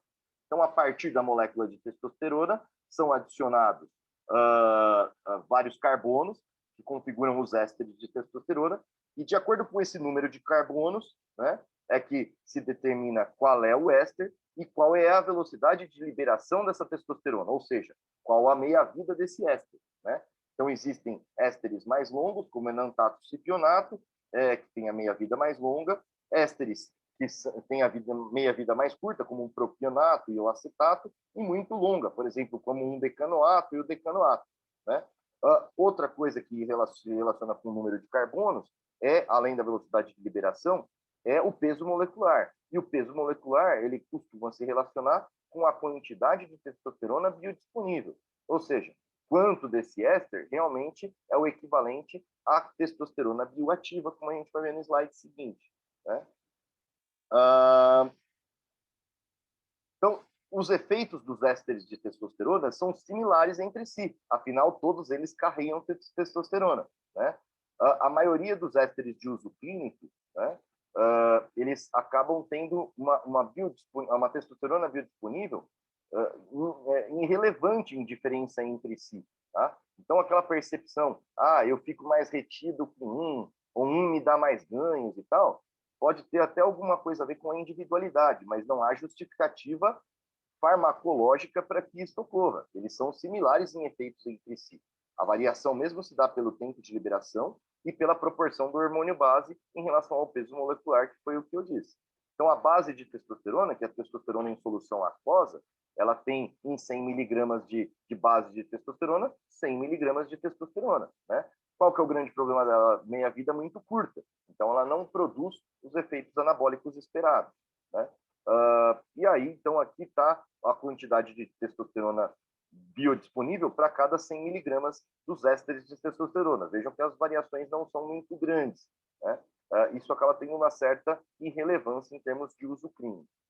Os ésteres de testosterona, então, produzem respostas clínicas diferentes entre si? A resposta é não, isso é mito, né? Isso é um grande mito, particularmente no fisiculturismo ou no usuário recreacional de uso estético de testosterona. E quais seriam os derivados da testosterona? Os derivados são modificações na molécula de testosterona que garantem alguma nova atividade, alguma nova propriedade, né? Ou, por exemplo, garantir maior atividade anabólica, ou garantir uma possibilidade de resistência à passagem hepática, não metabolização hepática, o que garante um uso oral, um aumento da atividade anabólica, né? Então, são modificações na molécula de testosterona que garantem alguma propriedade adicional a essa molécula. E aí se conseguem diversos esteroides anabólicos com cunho androgênico com diferentes propriedades, né? E aí a gente consegue dividir em superfamílias. Então, existem os esteroides 17 alfa-alquilados. Então, existe uma adição do grupo metil no carbono 17. Então, isso resiste à primeira passagem hepática, ou seja, existe a possibilidade de uso oral dessas substâncias. Geralmente cursam com mais colaterais, do tipo hepatotoxicidade, acometimento maior nas lipoproteínas, né? Então, redução maior no HDL e aumento do LDL. E os exemplos são a oximetolona, que é o hemogenin, a metandrostenolona, que é o dianabol, o alotestin, o estanozolol, a oxandrolona e o turinabol, né? A família 19-NOR, então é retirado um carbono 19 da testosterona com o objetivo de reduzir os efeitos androgênicos e a aromatização e garantir mais efeitos anabólicos, né? Então, derivados da 19-nortestosterona são a nandrolona, trembolona, né? E uma progestina sintética também bastante similar à trembolona quimicamente, que é a gestrinona, né? Como nós vamos ver a seguir. As famílias dos derivados DHT, então, elas são lá, o ápice lá já da conversão, elas são parecidas com a molécula da dihidrotestosterona, então ela não sofre aromatização e não sofre redução, né? Então, o estanozolol, oxandrolona, drostanolona, que é o masteron, nesterolona, que é o proviron, metenolona, que é o primobolan, as famílias dos derivados da dehidroboldenona, né? Então, a boldenona também não aromatiza, não sofre ação da 5-alfa-redutase. Então, as modificações e na molécula de testosterona, elas visam priorizar as propriedades anabólicas em detrimento das propriedades androgênicas, né? Sempre se tenta fazer essa dissociação, uma vez que os efeitos colaterais estão relacionados às propriedades androgênicas, essa dissociação anabólico-androgênica, né? E para isso, várias tentativas de classificação foram criadas. Uma delas é o índice miotrófico androgênico, que a gente tem que ter uma certa cuidado em análise, né, com o potencial anabólico em relação ao potencial androgênico. Isso porque os estudos foram feitos em modelo animal, que tem menor expressão de 5-alfa-redutase, a dose não foi proporcional necessariamente ao peso do animal, não foi proporcional ao tempo de exposição que é o uso em humanos. Então, o índice miotrófico androgênico é tido como método ultrapassado de aplicação potencial, mas na prática isso mesmo é limitado. Então, não se aplica muito essas relações que existem aí de potencial anabólico androgênico dessas drogas. Isso tem que ser lidado com bastante cuidado. Em relação aos esteroides disponíveis, as fontes regulamentadas para a obtenção dos esteroides de maneira lícita no nosso país é através da indústria farmacêutica ou da manipulação, né? Existem normativas da Anvisa, respaldadas pelo Ministério da Saúde, em que drogas podem ter circulação no Brasil para essas situações. A indústria farmacêutica dispõe do Durateston e do Deposteron. O Durateston é um blend, né, uma soma de ésteres de testosterona, que vão de várias meia-vida, né, meia-vida mais curta, meia-vida mais longa. Então, propionato de testosterona, fenilpropionato de testosterona, isocaproato de testosterona e decanoato de testosterona. O deposteron é um éster único, que é o cipionato de testosterona. Existe disponível, mas que ainda está em certa restrição no mercado, mas com possibilidade de retorno amplo, que é o decadurabolin, que é o decanoato de nandrolona, e o indecanoato de testosterona, que é um éster bastante longo, com utilidade para terapia de reposição hormonal. Essas são as drogas passíveis de manipulação. Vejam que elas existem formulações, por exemplo, como o propionato de testosterona injetável, né? O decanoato de nandrolona injetável, né? A trembolona pode ser manipulada de maneira oral, né? Vários derivados de DHT aqui também manipulados de forma oral ou de via absorção sublingual, né? Então, existem diversas opções no mercado lícito do uso desses recursos, né? Então, aqui um exemplo, por exemplo, de como é a manipulação da nandrolona, né? No caso aqui, de 25 miligramas, né? Então, várias apresentações. Existe a possibilidade de manipulação em implantes hormonais, né? Que são implantes subcutâneos. Aqui a gestrinona, que é o componente principal do chamado chip da beleza, né? É um hormônio, uma progestina, né? Muito parecida ali com a trembolona, então, da família da 19-nortestosterona, que tem efeitos antiestrogênicos periféricos, né? Então, ela pode ser utilizada, por exemplo, no tratamento da endometriose, com uma possibilidade de ganho estético para mulheres que desejam aí também a suspensão da menstruação, né? Que desejam aí talvez um método contraceptivo alternativo, né? Em relação ao mercado paralelo, então ao mercado clandestino, negro underground, a sinonímia, né? Ele acontece em laboratórios sem fiscalização em órgãos de saúde, então são laboratórios basicamente caseiros, né, de fundo de quintal, sem condição de esterilidade, com alta probabilidade de contaminação bacteriana, Existem várias descrições de contaminação por metal pesado, arsênico, chumbo, estanho, contaminantes esteroidais, veículo oleoso, né, com flavorizante, ou seja, óleo de cozinha, né? Então, essas são as diversas formas de falsificação. Eles têm alta demanda e alta lucratividade, por isso persistem no mercado e por isso que tem alta falsificação, né? E no Brasil, e mesmo em outras casuísticas, como eu vou mostrar para vocês, a taxa de falsificação é algo em torno de 30%.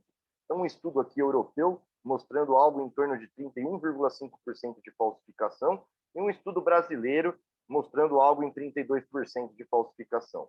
É bastante atrativo a apresentação, né, em termos de higiene, enfim, de qualidade da apresentação dos bujoenzinhos, né? É bastante sedutor, até pela oferta, né, de diversos tipos de drogas a serem utilizadas, mas não se garante a qualidade do conteúdo dessas drogas, né? Então, o indivíduo acaba se expondo a um risco desnecessário, né? Lembrar que isso são injeções intramusculares e que esses corpos estranhos, esses contaminantes, podem predispor a fibrose muscular, lesão muscular, formação de abscesso, né? Necessidade cirúrgica de drenagem e até alguma cirurgia mutilante.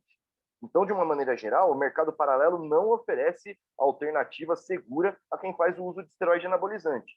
Então, é fundamental trazer esse usuário para fora do uso do mercado paralelo, né? Quais seriam os padrões de uso do esteroide anabolizante? Então, o famoso ciclo, né? O ciclo, geralmente, ele se mantém por 12 semanas, porque em 12 semanas, o indivíduo ele atinge um patamar, né? Um certo platô na síntese proteica, né? Ele não tem esse crescimento mais exponencial na síntese proteica que acontece quando se atinge a dose estável de testosterona com ciclos suprafisiológicos, né? E isso aqui é atribuído por Buitz como saturação do receptor androgênico, mas nós sabemos que não acontece saturação. O que acontece é que se atinge um potencial biológico, né, um limite biológico, um limite fisiológico para a síntese proteica muscular, né, e que outros determinantes precisam agir para que essa síntese proteica continue acontecendo de forma mais lenta e regular, né, como, por exemplo, a dieta e o treinamento. Então, por volta da décima semana de uso de esteroides anabólicos, o indivíduo para de ter ganhos expressivos de massa magra. E isso ocorre por saturação dos receptores androgênicos. Isso é um grande mito que existe, né? Não é verdade.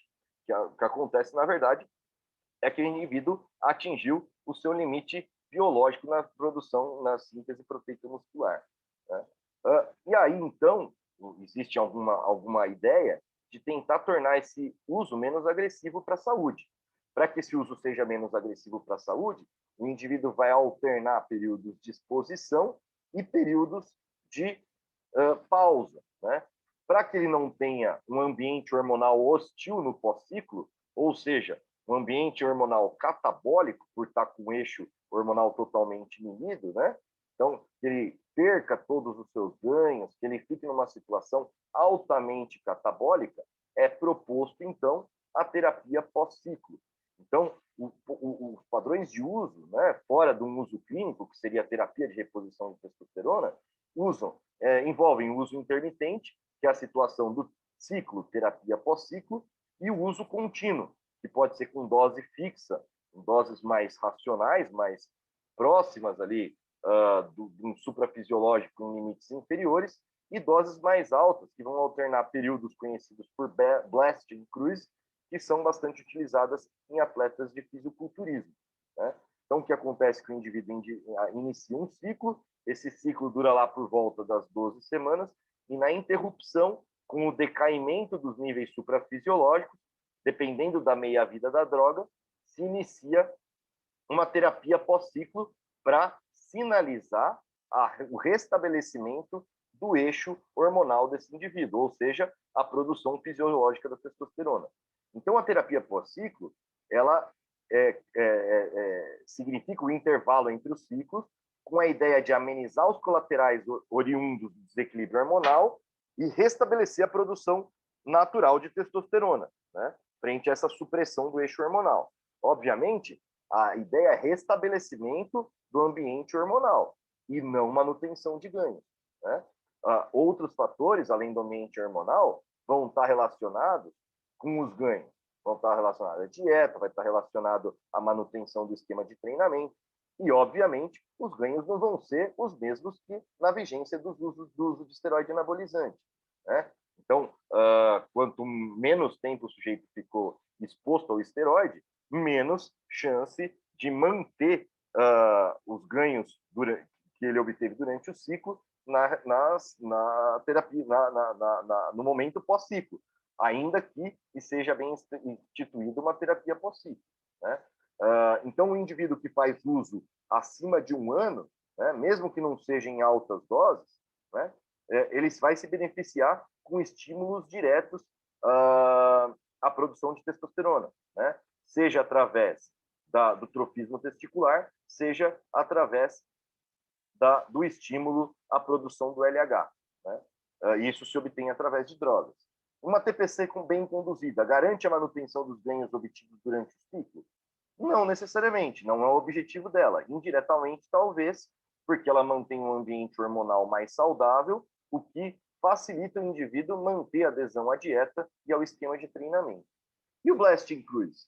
Então, Blast Cruise são doses extremamente altas que o indivíduo usa no momento de blast, né? E o que acontece? No momento que ele pretende restabelecer, se assim pode dizer, saúde, o que ele faz? Ele trabalha com doses menores, geralmente 1/3 da dose que ele trabalharia no blast, né? E se ele fazia associação de drogas aqui, sinergia entre drogas anabólicas, ele passa a usar uma monoterapia em menor dose, né? Seria como se fosse ainda em dose suprafisiológica, mas doses muito mais acessíveis do que doses extremas que são usadas no período de blast, né? E aí, nesse período, então, o indivíduo recupera a saúde hepática, tenta melhorar o seu perfil lipídico, diminuir o risco cardiovascular. Então, isso não se aplica, obviamente, para um indivíduo que não é fisiculturista, que não dedica a sua vida ao uso aí, recreacional ou, enfim, em performance de esteroides anabólicos, né? Em hipótese nenhuma, isso se justificaria por muita exposição a doses altas, suprafisiológicas, por tempos prolongados, né? A ideia disso é para que não haja qualquer risco de perda dos ganhos obtidos durante o ciclo, né? O que é bastante comum no fisiculturismo. Em relação aos efeitos colaterais, esses são bastante discutidos, né? Eu vou só realçar alguns pontos aqui com vocês. Alguns são tidos como potenciais, outros são efetivamente reais. Então, existem efeitos cardiovasculares que podem cursar com disfunção cardíaca, redução da fração de ejeção, isso é bastante importante, vou explicar por quê. Eu acho que esse seria um dos mais importantes, a dependência no uso, alterações do comportamento, então alterações do sistema nervoso central, ainda levando em consideração processos neurodegenerativos que estão cada vez mais bem documentados, alteração do metabolismo lipídico, alterações hepáticas, o que é bastante questionável, tirando as drogas que têm um efeito oral, alterações imunológicas, dermatológicas, que são as mais frequentes, acne, hipertricose, hirsutismo, furunculose, foliculite, né? Os endócrinos, né, que são oriundos do crash hormonal ou repercussões de androgenização quando utilizados no sexo feminino, né? As alterações musculoesqueléticas estão predispondo a lesões e tendinopatias por um aumento desproporcional da força em relação às estruturas músculo-tendinhas, né? As estruturas tendinhas, fácil-tendinhas, acho que seria melhor assim. Então, eu tenho hipertrofia muscular, mas não tenho necessariamente um desenvolvimento proporcional desses tendões. Alterações renais, como pedra, né, insuficiência renal aguda, não são comuns, mas podem acontecer frente a algum processo intramuscular, por exemplo, uma rabdomiólise induzida por injeção, por corpo estranho, né? Lembrar que a maioria aí são injeções intramusculares, e os efeitos hematológicos decorrentes de hemoconcentração e episódios trombóticos. Então, se por muito tempo se reforçou essa associação de trombose com os esteroides anabólicos, né? A eritrocitose é bem documentada, Fertilidade reduzida acontece, ainda que transitoriamente. Mudança de humor e alteração de cognição está cada vez mais bem estabelecida. Existem, sim, repercussões cardiovasculares, existem, sim, alterações musculoesqueléticas, né? Aqui um quadro bem definido do que seriam as alterações, né? Todas essas foram as mesmas, não é mais do mesmo, mas é ilustrativo e tem aqui a referência para vocês, caso vocês queiram ler um pouquinho a mais sobre isso. Em frente a essas possibilidades, ainda que potenciais colaterais, dá para considerar ou vender a ideia para um indivíduo que pretende usar esteroide anabolizante que existe a possibilidade de uso seguro ou saudável? Não, a resposta é não, né? São medicações que têm repercussões na saúde, né? Essas repercussões podem ser bastante deletérias, podem ser inesperadas, né? Podem depender da interação com o organismo do indivíduo, né? Geralmente elas são dose dependentes e tempo dependentes, mas não necessariamente. Então esse indivíduo talvez se beneficiasse com uma monitorização. Esse indivíduo que já está usando, que tem uma restrição em parar o uso. E para isso ele precisa ser acolhido um profissional que ele sinta segurança, que demonstre conhecimento do uso e abuso dessas substâncias, né? Para que possa, fazendo a regressão, a substituição de drogas ilícitas, né? De drogas de mercado paralelo, que trabalhem com doses cada vez menores, até que esse indivíduo se convença a possibilidade de descontinuação, tá? Principalmente se ele estiver exibindo alteração dos seus exames laboratoriais, dos seus parâmetros de saúde, né? A hepatotoxicidade é questionável, né? Existem drogas que são bem aceitas, potencialmente muito mais hepatotóxicas do que, por exemplo, a testosterona, os ésteres de testosterona injetáveis, né? Então, ela tem um potencial hepatotóxico que não é tão alto, né? Essa hepatotoxicidade aumenta muito quando se considera o uso dos esteroides orais, né? Não pelo efeito de dupla passagem, como se vende a ideia, por ser absorção intestinal, passar pelo fígado, e aí depois cair na corrente sanguínea e passar pelo fígado novamente, mas sim pela 17-alfa-alquilação, né? Então, essa metilação do carbono 17, essa hepatoresistência à metabolização, é que confere a hepatotoxicidade, seja ela uso oral, injetável, né? A modificação, a alteração na molécula de testosterona que confere essa hepatotoxicidade para esses 17-alfa-alquilados, por exemplo, o estanozolol, né? Mas existem outras drogas de boa aceitação no mercado que têm um potencial hepatotóxico maior. Então, é muito importante saber avaliar os exames laboratoriais do indivíduo treinado em força. O indivíduo treinado em força, ele geralmente tem a creatinofosfoquinase, a CPK mais elevada, né? E geralmente tem as transaminases acompanhando o valor de CPK, né? Então, o que chama a atenção são altos valores de transaminase e principalmente quando tem acometimento de gama-GT junto, né? Se eu tenho um acometimento de gama-GT, isso me chama muita atenção para a possibilidade de sobrecarga hepática induzida pelos esteroides anabolizantes. Mas um aumento, por exemplo, isolado de TGO, provavelmente me remeta a dano muscular, a depender do valor obtido da creatinofosfoquinase, da CPK desse indivíduo, né? Pode estar aumentada não só pelo treinamento, mas pelo fato de ele fazer injeções intramusculares frequentes, né? A infertilidade masculina ela pode acontecer sim, principalmente no indivíduo que tem uma predisposição mais aumentada para fibrose testicular. Então, aquele indivíduo que responde à atrofia testicular já nas primeiras dosagens dos esteroides anabolizantes, esse ele tem que ser estimulado a descontinuar o uso. Provavelmente ele vai desenvolver uma fibrose testicular precoce e vai ter uma dificuldade de restabelecimento do trofismo testicular, tá? Hoje se sabe que quando não instalada a fibrose testicular, ainda que seja um uso de altas doses por períodos prolongados, há algo em torno de 96% de sucesso com o uso de protocolos com as medicações envolvidas no restabelecimento do eixo hormonal, na terapia pós-ciclo, tá? Então, é algo bastante reversível, desde que o indivíduo não tenha alterações na espermatogênese já antes do uso, né? Então, é bastante importante, no indivíduo jovem, ter o espermograma anterior ao uso da exposição aos esteroides anabolizantes, para saber se ele já não tem alteração expressiva da espermatogênese. Existe sim repercussão na hemoconcentração, então existe aumento do hematócrito relacionado ao uso de testosterona por diversas vias, né? Aparentemente, o que acontece é que a testosterona ela induz um novo ponto-alvo da produção de hemoglobina, né? Seria mais alto que o habitual, né? Se considera um risco trombótico potencial quando o hematócrito é maior que 54 por uma hemoconcentração, uma poliglobulia secundária, mas os efeitos deletérios não são tão vistos como na situação de policitemia primária, né, que é a policitemia vera. Então, boa parte do conhecimento que se tem dessa condição de hemoconcentração se adquiriu com a situação primária, né? As condições secundárias, elas não têm essa resposta tão agressiva quanto na condição primária. Então, é altamente incomum ver esse indivíduo evoluir para AVC, para um infarto agudo do miocárdio. Em geral, esse indivíduo, se for ter alguma repercussão trombótica, ele vai evoluir para uma trombose venosa profunda, né? Seria uma situação que responderia mais à hiperviscosidade sanguínea do que as tromboses arteriais, que têm alto fluxo, né? Mas, ainda assim, acaba sendo raro esse tipo de evolução relacionada ao hematócrito.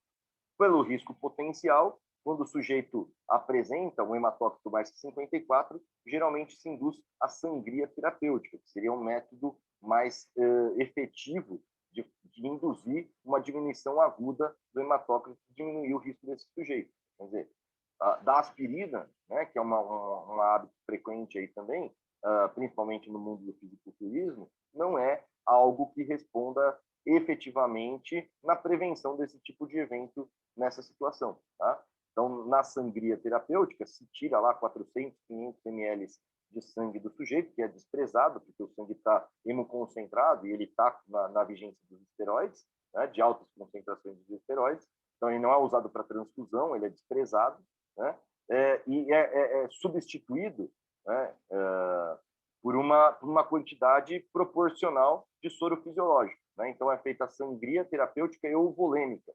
Então, se tirou 400, devolve 400 de soro.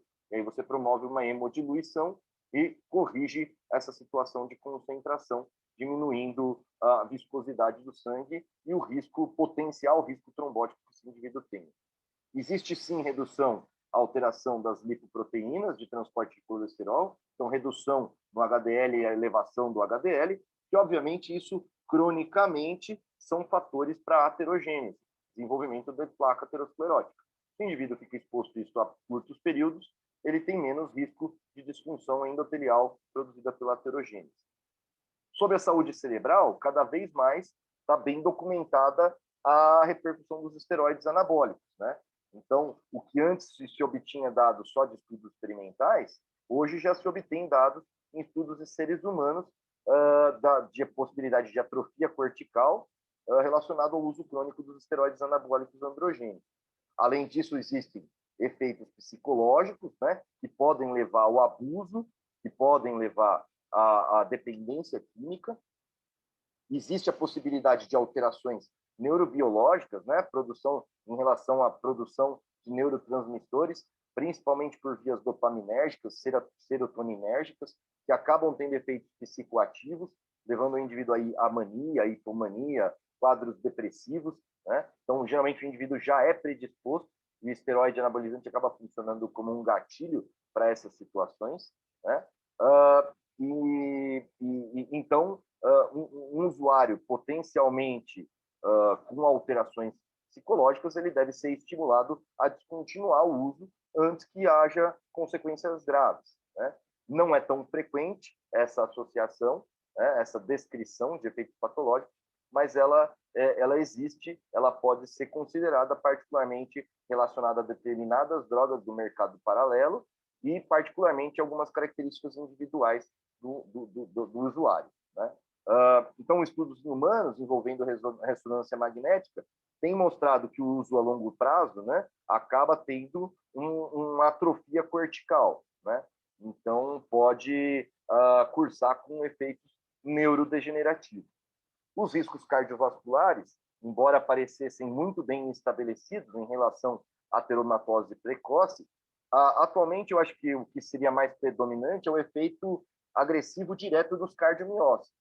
Então, pode levar a hipertrofia ventricular com disfunção sistólica e diastólica e, principalmente, pode induzir fibrose nessas áreas de hipertrofia.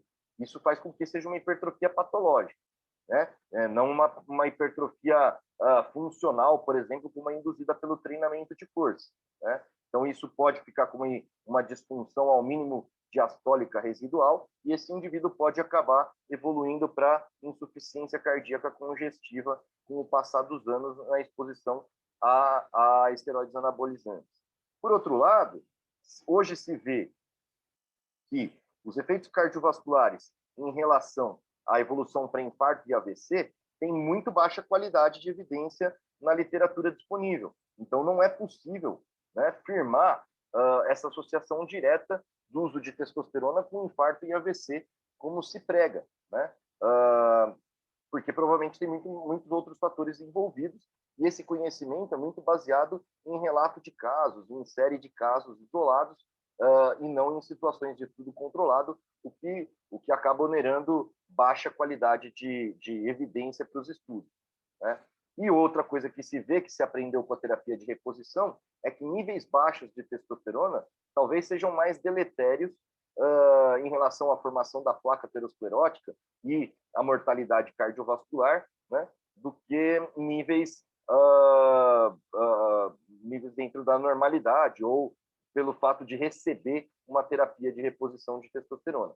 Obviamente, nós estamos falando aqui de terapia de reposição, né? Não tem estudos com doses suprafisiológicas que possa afirmar que nível seria, entre aspas, aí, mais aceitável em relação à evolução para a doença cardiovascular, tá? Mas atribuir a qualquer uso de testosterona em infarto e AVC também não parece adequado pela atual evidência.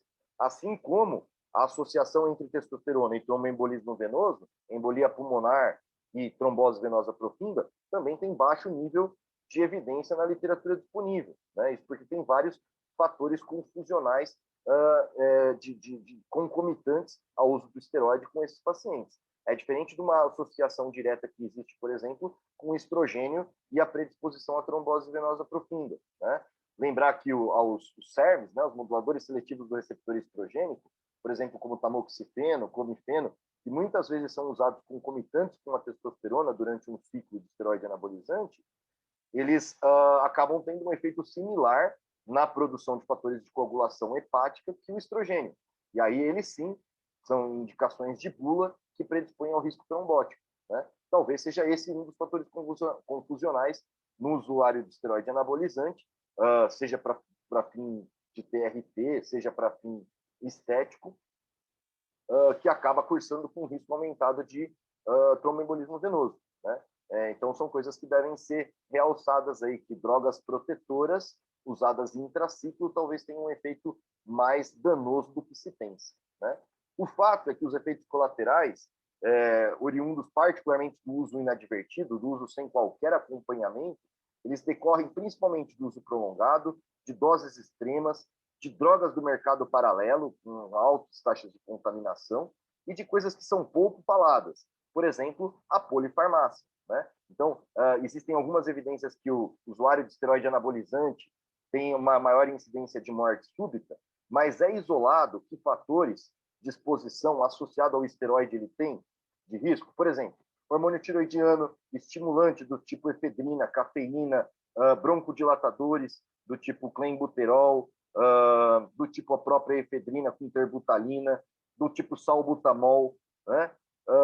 Essas medicações envolvidas no controle de colaterais, por exemplo, tamoxifeno, que tem um risco trombótico aumentado, não predisporiam ao sujeito um fenômeno tromboembólico, um fenômeno arritmogênico, que poderia levar o indivíduo a óbito, né? Essas são questões que devem ser realçadas, né? Não só o esteroide, mas sim as drogas que comumente o usuário de esteroide anabolizante faz uso concomitante, oneram risco cardiovascular para esse paciente, né? E isso deve ser levado em consideração, sim, né? E esse sujeito deve ser orientado a descontinuar essas drogas, né? A fazer, se for fazer uma terapia para hipertrofia muscular, que ela seja em monoterapia, né? E não cursar com o uso extremo de diversas drogas que vão levar a sintomas, a sinais, ou a camuflagem de sintomas, ou a predisposição ao incremento do risco arritmogênico, o risco de evento cardiovascular que pode levar à morte súbita. Além disso, é bastante frequente o uso simultâneo por usuários de esteroide anabolizante de álcool e drogas de abuso. Por exemplo, cocaína, né? Êxtase, que são drogas estimulantes que também têm potencial arritmogênico, né? Um potencial também de evolução para infarto agudo do miocárdio e morte súbita. Né? Então, é feito esse levantamento da concomitância de drogas de abuso ou de outras drogas que o sujeito usa. Né? Então, isso não é tido em conta na maioria dos estudos e, por isso, existe uma relação de baixa casualidade de efeitos adversos do uso do esteroide anabolizante, porque dificilmente se encontra uso isolado desses relatos de complicação do esteroide anabolizante em relação a uma evolução clínica desfavorável. E assim, dessa forma, com certeza, seria interessante minimizar a exposição desses usuários ao risco através de acompanhamento médico bem próximo do usuário. Então, conhecer o perfil do usuário, conhecer que drogas ele está exposto, né? E saber orientar ele adequadamente, com certeza diminui o risco cardiovascular e o risco de agravos da saúde para esse usuário de esteroide anabolizante. Os SARMs, então, são os moduladores seletivos do receptor androgênico, foram drogas que tiveram uma repercussão no mercado como se fossem capazes de seletivamente ter os efeitos anabólicos no músculo e não ter os efeitos androgênicos no tecido-alvo, particularmente na próstata e na pele, né? Mas não foi isso que se viu, né? Se viu os estudos da droga mais estudada, por exemplo, o ligandrol, alteração do perfil lipídico, alteração de enzimas hepáticas. Então, ele teve efeitos deletérios para a saúde e com ganhos inferiores aos ganhos anabólicos dos esteroides anabolizantes. Então, atualmente ele foi recolhido de mercado pela Anvisa, foi proibida a comercialização por uma portaria aí lançada na semana passada, por fraca documentação de benefício de uso seguro na literatura disponível. Né? Então, esse foi o motivo que os SARMs foram recolhidos do mercado, embora eles tivessem um grande apelo comercial, nesse sentido de não produzir efeitos colaterais e ser uma alternativa segura ao uso de esteroides anabolizantes. Isso faz nos remeter aqui que não existe alternativa segura. Né? Não existe como simplificar o uso para se obter anabolismo. Né? Não adianta buscar recursos que tenham uma promessa grande, mas que não tenham a real eficácia na síntese proteica muscular. Apesar de atualmente proibidos pela Anvisa, são interessantes por manter o anabolismo sem os efeitos colaterais. Essa promessa, mas é mentira, né? Não é algo que se efetivou. Isso é mito. Né? E os esteroides em mulheres? Quais seriam os grandes problemas? Primeiro, o risco de androgenização, ela adquirir caracteres sexuais masculinos, né? Acne, hirsutismo, alteração da voz, disfonia, né? Crescimento de pelos, hipertrofia do clitóris, insuficiência androgênica pós-ciclo. Então, ao interrupção do ciclo, ela desenvolve um crash hormonal, né? E acaba tendo alteração da libido, alterações comportamentais, como se fosse uma dependência daquela quantidade excessiva de androgênicos circulantes que ela tinha anteriormente, né? E, particularmente de destaque, um mito frequente que existe é que pode ser utilizado como adjuvante no processo de emagrecimento, né? E, particularmente na mulher, isso não é real, né? No homem já tem seus poréns, mas na mulher isso é absolutamente contrafisiológico. Isso porque o excesso de estrogênio na mulher induz uma redução da sensibilidade à insulina no tecido muscular. Pouco se sabe se esse excesso de androgênio induz diretamente isso ou se intensifica uma alteração de sensibilidade à insulina que já existe pela condição de obesidade feminina. Tá? O fato é que nosso modelo de hiperandrogenismo feminino é a síndrome do ovário policístico, onde nós encontramos mulheres geralmente acima do peso, com certo grau de obesidade, e hirsutas que tenham algum desenvolvimento de pelo, oleosidade da pele, então onde a acne é bastante frequente, e que tenham resistência à insulina, consequentemente dificuldade de perda de peso. Então, o esteroide anabolizante numa mulher obesa, ele pode cursar, além de piora da sensibilidade à insulina, dificuldade na perda de peso, muita frequência de efeitos colaterais e piora da sensibilidade à insulina. Então, testosterona alta em mulher diminui a sensibilidade à insulina, promove o ganho de massa magra, mas também promove o ganho de gordura, né? Então, num contexto clínico, isso é gerado pelo uso de esteroides e o exemplo fisiológico disso é a síndrome dos ovários policísticos. Então, um mito aí que vocês vão se deparar bastante frequentemente no consultório: esteroides anabolizantes facilitam a perda de gordura e emagrecimento feminino? Mito, mentira, né? Muito pelo contrário, e isso não deve ser estimulado como terapia de uso. Para finalizar, então, recomendo essas literaturas em língua portuguesa, tá? Então, são literaturas que vão desde literaturas introdutórias até mais profundas em relação ao uso de derivados de testosterona em contexto clínico e em contexto estético, tá? Trazendo aí esses dilemas éticos que eu tentei levantar durante a apresentação. E quem quiser aprofundar ainda mais, livros em língua inglesa, que são de fácil acesso atualmente, né? E que são mais amplos aí em relação à abordagem dos esteroides anabolizantes. Obrigado pelo convite, agradeço bastante, espero ter atendido a expectativa de vocês com a apresentação e estou disponível aí a perguntas que vocês, porventura, encaminhem para a comissão organizadora do Congresso. Obrigado pela atenção de vocês, acho que eu passei um pouquinho do tempo, mas foi bastante agradável essa oportunidade de conversar com vocês.